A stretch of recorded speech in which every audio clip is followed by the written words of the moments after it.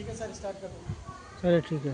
तो good morning everyone student and sir, thank you so much principal sir and all teacher staff, thank you so much मेरे लिए इतना सब कुछ करने के लिए, मुझे इतना कुछ काबिल समझा, इसीलिए मेरे लिए इतनी हेल्प करी। Thank you so much everyone student and teacher staff and principal sir. तो मैं बताना चाहूँगा कि मेरा नाम वासु राइडर, ये लिख रहा है VASHU, वासु RIDER राइडर, ये लिख रहा है ब्लैक कलर में। और मेरी साइकिल वो खड़ी हुई है, आप सब लोगों ने देख ली होगी सामने, वो मेरी साइकिल खड़ी हुई है। और मैं आगरा का रहने वाला हूँ। पहले अपने परिचय के बारे में बात करूँगा। जैसे कि आपने जयशंकर प्रसाद, तुलसीदास, सूरदास, कबीरदास, उनका परिचय सुना होगा। जैसे उनका परिचय होता है वैसे मैं अपना परिचय बताना चाहता हूँ कि मेरा परिचय ये है कि मैं आगरा का रहने वाला हूँ। आगरा में ताजमहल स्थित है। ताजमहल किस किस ने देखा, हाथ उठाइए जिसने देखा है या सुना है कुछ भी। अरे सुना किस किस ने है ताजमहल, हाथ उठाइए। ठीक है, नीचे कर लो। तो मेरे घर से मात्र ताजमहल की दूरी 5 किलोमीटर है। ठीक है, दुनिया का 7 अजूबों में से एक अजूबा जो है वो मेरे घर के बगल में है। दुनिया मेरे घर को देखने आती है और मैं आप जैसे बच्चों के लिए दुनिया देखने जा रहा हूँ, तो कितनी बड़ी बात है। तो कहने का मतलब मेरा यह है कि मैं साइकिल से यात्रा कर रहा हूँ, और क्यों कर रहा हूँ, कैसे कर रहा हूँ, इसका रीज़न क्या है, सिर्फ वही बात आप सबके आगे मैं रखना चाहता हूँ। क्या सभी के कान तक मेरी आवाज़ पहुँच रही है? पहुँच रही होगी। जब 1200 बच्चों के बीच में पहुँच सकती तो ये 150-200 बच्चों के बीच में क्यों नहीं पहुँचेगी? ठीक है, थैंक यू।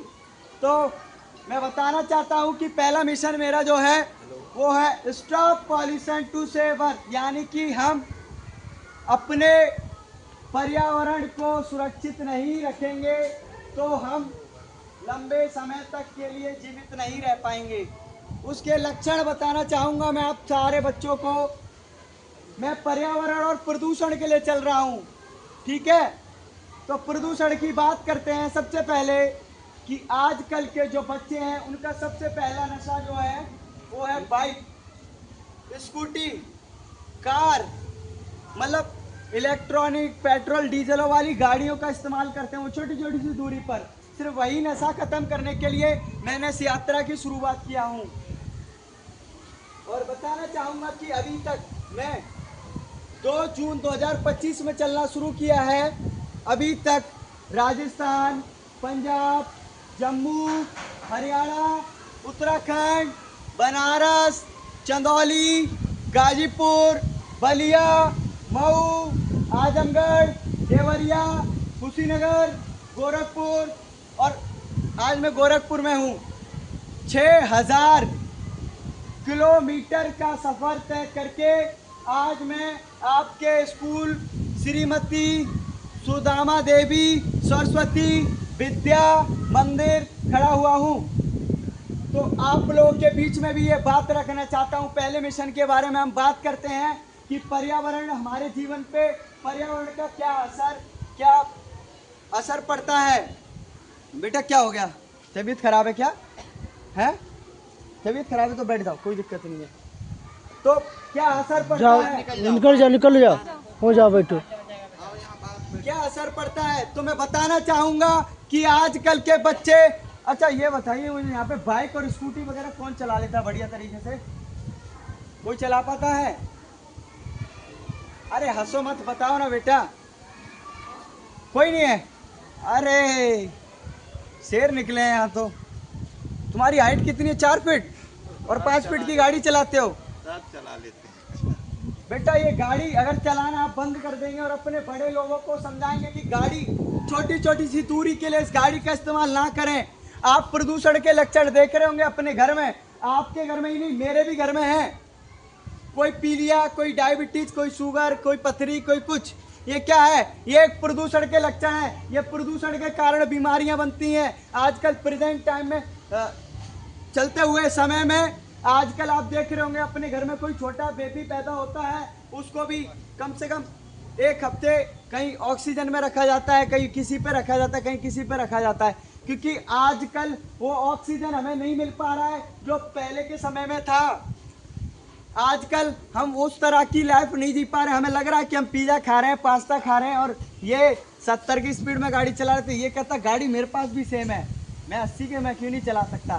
तो ये दोनों बहुत बुरी तरह से कान खींच रहे हैं गाड़ी के और धुआं निकाल रहे हैं पीछे से। फिर ये कहते हैं कि यार वो वाला दोस्त रह गया। ये उस वाले दोस्त के पास जाते हैं, 2 किलोमीटर घर उस दोस्त का है, उसके पास जाएंगे, फिर कहते हैं अबे यार तीसरा तो रह गया। फिर वो बुरा मान जाएगा अगर उसे नहीं लेने जाएंगे, तो उसके पास भी जाते हैं। फिर इसी के कारण ये हाईवे पे चढ़ जाते हैं, गलियों में चले जाते हैं, होश नहीं है। दोस्तों के साथ में कहाँ से कौन सी दुनिया में पहुंच जाते हैं इन्हें पता ही नहीं है। फिर पीछे से कौन सा वाहन आ रहा है, आगे कौन सी दीवार है, इन्हें कुछ नहीं दिखता। मौज मस्ती में चलती हुई गाड़ी पे बिना हेलमेट के डांस करते हुए जाते हैं। पीछे से कोई गाड़ी ठोके या आगे से कोई गाड़ी ठोके, इन्हें कोई मतलब नहीं है। इनकी जिंदगी मजे ही मजे में चली जाती है। तो कहने का मतलब ये है कि अगर लंबे समय के लिए जीना चाहते हैं और अपने बूढ़े बुजुर्ग, अपने छोटे भाई बहन, बड़े भाई बहन सभी को सुरक्षित देखना चाहते हैं, कम से कम बीमारियों से लड़ना चाहते हैं, अपने परिवार के सदस्यों को कम से कम बीमारियों से लड़ने देखना चाहते हैं, तो आज से प्रण लीजिए कि अपने घर में, आप में से तो कोई इतना गाड़ी नहीं चलाता है, 2 बच्चे निकले हैं यहाँ। मैं टीचर स्टाफ से भी कहूंगा कि अगर मेरी बात अच्छी लगे तो आप लोग भी फॉलो करना। तो मेरा कहने का मतलब यह है कि अपने बड़े भाई बहन, दीदी भैया, मौसी, चाचा चाची जो भी हैं, सभी को समझाइए कि अगर आपको अपने लंबे समय के लिए जीना है तो छोटी छोटी सी दूरी के लिए गाड़ी का इस्तेमाल कम करें। अब ये कहते हैं पापा मुझे गाड़ी की चाबी दे दो। पापा कहते हैं बेटा कहाँ जाना है, तो कहता है पापा सब्जी लेने जाना है मार्केट। और मार्केट यहाँ से 2 किलोमीटर दूर है और सब्जी बनने में 2 घंटे हैं अभी। तो अगर ये पैदल जाएंगे या फिर साइकिल है घर में, साइकिल से चले जाएंगे, क्या घिस जाएगा, इनके पसीना निकलेगा बॉडी में, जो इनके शरीर में बीमारियां हैं वो बाहर निवेश कर जाएंगी, वो बाहर चली जाएंगी इनके शरीर से, पसीने से बीमारियां। तो अगर आप साइकिल चलाएंगे या पैदल चलेंगे तो स्कूल लोग वाहन से भेज रहे हैं थोड़ी दूरी के लिए। तो सबसे पहले अगर आप पैदल या साइकिल से चलेंगे तो आपका स्वास्थ्य एकदम बढ़िया रहेगा, स्वस्थ रहोगे, मस्त रहोगे, हंसते रहोगे और हंसाते रहोगे। जैसे मैं हूँ, देख रहे हो मुझे, मैं 2009 का अस्पताल गया हूँ, 2026 आने वाली है, अभी तक अस्पताल की शक्ल नहीं देखी। 40 किलोमीटर प्रति घंटे की रफ्तार से 50 किलो वजन साइकिल पे टांग के दौड़ता हूँ मैं हाईवे पे। बाइक वाला मेरा वेट करते हैं, कहते स्लो स्लो चलाते हैं, वो आराम आराम से आ रहा है, हम उन्हें देखते हैं हम रॉकेट बन जाते हैं। फिर वो पीछे देखते रह जाते, कहते हैं ये तो साइकिल है, बैटरी लग रही है क्या भैया, मैं बैटरी नहीं लग रही, बैटरी हम खुद हैं। तो कहने का मतलब ये है कि कहने का मतलब ये है कि अगर आप बाइक और स्कूटी, कार इनका इस्तेमाल कर रहे हैं, मेरा कहना ये नहीं है कि आप बिल्कुल इस्तेमाल ना करें। 10 से 15 किलोमीटर के लिए आप इसका इस्तेमाल करेंगे तो सही है। अगर 2-3 किलोमीटर की दूरी के लिए आप इस चीज का इस्तेमाल कर रहे हैं तो मेरे हिसाब से खराब है आपका जीवन, आपकी उम्र कम हो रही है, ठीक है। और मेरा एक यही है, मैं यही नशा खत्म करने के लिए आया हूँ बच्चों का, कि जो आजकल छोटी छोटी सी दूरी पर बाइक का, कार का, स्कूटी का इस्तेमाल करते हैं, जिसके कारण अपने देश के अंदर सबसे ज़्यादा एक्सीडेंट बाइक सवार के होते हैं और जिसमें युवा मारा जाता है वो मेरे जैसा युवा होता है।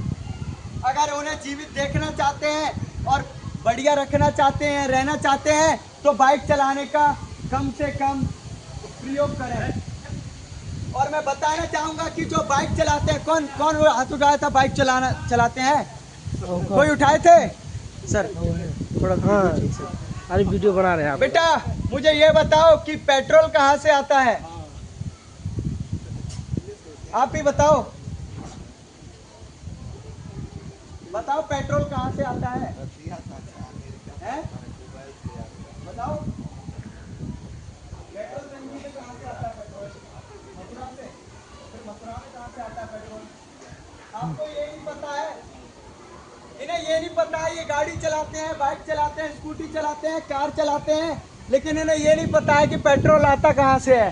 जैसे हमारे देश में सबसे ज़्यादा उत्पादक होता है गेहूं का, अनाज का, और धान जिसे आप यहाँ बोलते हैं, हमारी साइड में चावल बोला जाता है उसे, ठीक है, चावल का, ये हमारे देश में से बाहर के विदेशों में सप्लाई होता है, दूसरे देश हमसे मांगते हैं। ऐसे ही पेट्रोल और डीजल, आप दोनों बच्चे कान खोल के सुनिए, इस बात को याद रखना मेरी, कि पेट्रोल डीजल ये सब हमारे देश में नहीं बनता है, सबसे बड़ी बात। और दूसरी बात, ये इराक, ईरान, इन मुस्लिम देशों से आता है, जहां हमारे देश को भी झुकना पड़ता है। जैसे और देश हमारे आगे झुकते हैं कि इंडिया हमें गेहूं दे दो, इंडिया हमें चावल दे दो, वैसे ही हमें भी उनके आगे झुकना पड़ता है। तो ये सोचना भूल जाइए कि हमारे घर में बनता है, पेट्रोल टंकी से आता है, पेट्रोल टंकी मथुरा की रिफाइनरी से आता है या बनारस की रिफाइनरी से आता है, ठीक है, ऐसा कुछ नहीं है, ये विदेश से आता है पेट्रोल डीजल। अब समझ में आ गई ना बेटा, हंसो मत, समझ में आया ना? हाँ, तो ये याद रखना, ठीक है। अब दूसरे मिशन के बारे में बात करते हैं, right dedicate for disable people. इसका मतलब है कि मैं 55%, अच्छा जो वर्ड मैं बोल रहा हूँ, जिस चार नाम लूंगा, जिसको जिस वर्ड से समझ आए वो हाथ उठाते जाना। डिसेबल, हैंडीकैप, विकलांग, दिव्यांग, समझान कुछ भी पता है? विकलांग नहीं जानते हो? जानते लेकिन उठा नहीं रहे सर। हाथ उठाओ। केवल वही नहीं। विकलांग, डिसेबल, हैंडीकैप, दिव्यांग, जानते हैं बेटा किसे बोलते हैं? कैसे बोलो?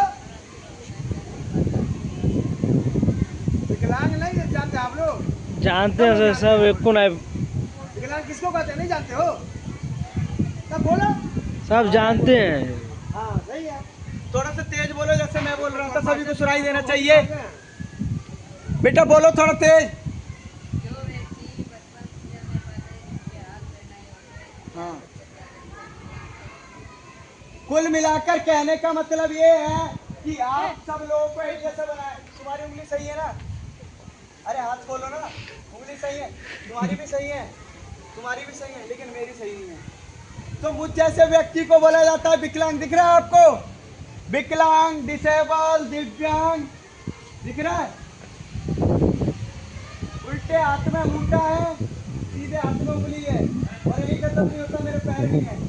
इसी से मैंने 10, 12 और ITI के एग्जाम दिए हैं। मैं भी सरकारी कॉलेज से ITI स्टूडेंट हूँ, वो छोड़ के मैं आप जैसे बच्चों की सेवा में लगा हूँ। ये भी छोड़िए, ये पैर मेरा छोटा है, देखो दिख रहा है? दिख रहा है? और इन्हीं हाथ पैरों से, इससे मैं उल्टे हाथ में इससे ब्रेक मारता हूँ, सीधे हाथ में इससे ब्रेक मारता हूँ, और इससे ऐसे करके लिखता हूँ मैं, ठीक है? और इन्हीं हाथ पैरों से ये वाला सीधा वाला पैर मेरा छोटा है। 8 से 10 किलोमीटर कंटिन्यू दौड़ता हूँ मैं, रनिंग करता हूँ ऐसे करके, और 40 से 45 किलोमीटर प्रति घंटे की रफ्तार से बाइक की स्पीड में मैं साइकिल को खींचता हूँ उसी हालत में। तो इससे आपको क्या सीख मिलती है? पहले मिशन के बारे में बात करना चाहेंगे, फिर मैं आपको बताऊंगा क्या सीख मिलती है। Right dedicate for disable people, मतलब कि जैसा व्यक्ति मैं हूं वैसा कोई यहाँ है जिसके शरीर में कुछ भी प्रॉब्लम हो, आँख, कान, नाक, हाथ, पैर, उंगली, सर, कुछ है? नहीं है? तो बढ़िया, एकदम सब फर्स्ट क्लास है, सभी को एक जैसा बनाया। भगवान ने मुझे को क्यों अलग बनाया? क्योंकि मैं इस दुनिया में सबसे अलग हूँ। आप सबसे अलग बनाया मुझे, जब तो आप सबसे अलग हटके काम कर रहा हूँ। तो right dedicate for disable people का मतलब है कि जो मेरे जैसे भाई बहन व्यक्ति जो भी हैं, बड़े बुजुर्ग बच्चे, मैं उन लोगों को दुनिया में एक ऊंचा पद, ऊंचे दर्जा दिखाने के लिए इस यात्रा की शुरुआत किया हूँ।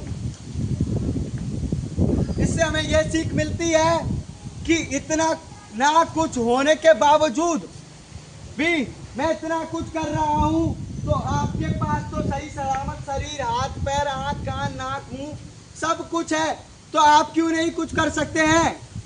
जरूरी नहीं है कि बासु राइडर की तरह आप भी साइकिल चलाकर ही देश का नाम रोशन करेंगे। अरे आप जिस फील्ड में बिलोंग करते हैं उसको करिए, चाहे वो इंजीनियरिंग है, चाहे वो आर्मी है, पुलिस है, डिफेंस है, डॉक्टर है, कुछ भी है, जिसमें अगर आप एक बार डट गए, मतलब मान लो कि अड़ गए, तो आपको कोई हस्ती नहीं रोक सकती। मैं भी घर में से जैसे लड़के लड़कियां मतलब चले जाते हैं घर से, बोलते हैं भाग गए, वैसे मैं अपनी साइकिल को लेकर भागा था 3:30 बजे घर से। ठीक है, मैं 3:30 बजे घर से अपनी साइकिल को लेकर भागा था। 2 जून की बात थी और 10 मिनट बाद मेरे मम्मी पापा कहीं गए थे बाहर घूमने के लिए, वो आ गए थे। तो मेरे घर वालों को नहीं पता थी, मैं घर वालों से लड़के भागा था। ये 2 जून की बात है। 4 दिन बाद मेरे घर वालों ने सोचा कि पता नहीं लड़का कहाँ है, फोन कर ले। मैंने नहीं उठाया। 8 दिन बाद फिर मैंने घर वालों को फोन किया और मैं बोलता हूँ कि मैं बढ़िया हूँ, मस्त हूँ और स्वस्थ हूँ। और मेरी जेब में सिर्फ 150 रुपए थे। खाने ना कोई खाने का ठिकाना, ना कोई सोने का ठिकाना। और जून के महीने में राजस्थान में था मैं, जहाँ 47 यानी कि 47 से 49 सेल्सियस डिग्री टेम्परेचर रहता है। वहाँ मैं शॉर्ट्स में साइकिलिंग कर रहा था, जहाँ आदमी बाइक पर गमछा मुंह पर टांग के चल रहा था। तो करने को आपको भी हार नहीं माननी है। मैं इतना कुछ ना होने के बावजूद भी इतना कुछ कर सकता हूँ, तो क्या आप इतना कुछ होने के बाद नहीं कर सकते हैं? बोलिए। आज से अपने फ्यूचर, आने वाले समय पर ध्यान देंगे सभी बच्चे। बोलो जी। अरे थोड़ा तेज बोलो, तुमसे तो आवाज मेरी आ रही है। कितने हैं? तुम एक तरफ हो जाओ, मैं एक तरफ हो जा रहा हूँ, सभी एक साथ में चिल्लाओ, मैं अकेले चिल्लाऊंगा। बोल के दिखाओ बेटा, इनके हाथ डाउन कर दो। क्या आप अपने जीवन के बारे में आज से सोचना और काम करना शुरू करेंगे? करो वादा कि हम करेंगे। बोलो यस। हाँ ठीक है। तो आपको जो भी मैंने बताया है, ठीक है, आज मेरे माता पिता मुझे देखकर बहुत खुश हैं। वो कहते हैं हमें तो अपने बेटे से उम्मीद नहीं थी, हमारा बेटा ये काम भी कर सकता है। और अभी तक के रिकॉर्ड में मैंने घर से 5 रुपए नहीं मांगे। घर से क्या, मैंने किसी आदमी के आगे नहीं झुका। और भगवान सब कुछ कर रहा है, मेरे रहने खाने की व्यवस्था पूरी होती है और लोगों द्वारा किया जा रहा है। तो हमको कहने का मतलब यह है, मुझे नहीं पता था मेरे साथ में आगे कुआं है, खाई है। मुझे तो अभी भी नहीं पता मैं आगे कहाँ जा रहा हूँ और किससे मिलना है, किसके पास आज सोना होगा, किसके पास खाना होगा। बस मुझे चलना है। मेरा नशा है, मेरा जज्बा है, मेरा जुनून है, मेरा पागलपन है, मेरा गुस्सा है। मैं उसे पूरा कर रहा हूँ और मैं चल रहा हूँ। मुझे नहीं पता आगे कौन है, कैसा है, क्या है, बस मुझे चलना है। तो आप लोगों को भी यही सिखाना चाहूंगा कि अपने जीवन को लेके आज से सभी लोग सीरियस होंगे, कुछ करेंगे अपने जीवन में अच्छा। ठीक है, thank you so much everyone, student and all of you, teacher, staff and principal sir, धन्यवाद।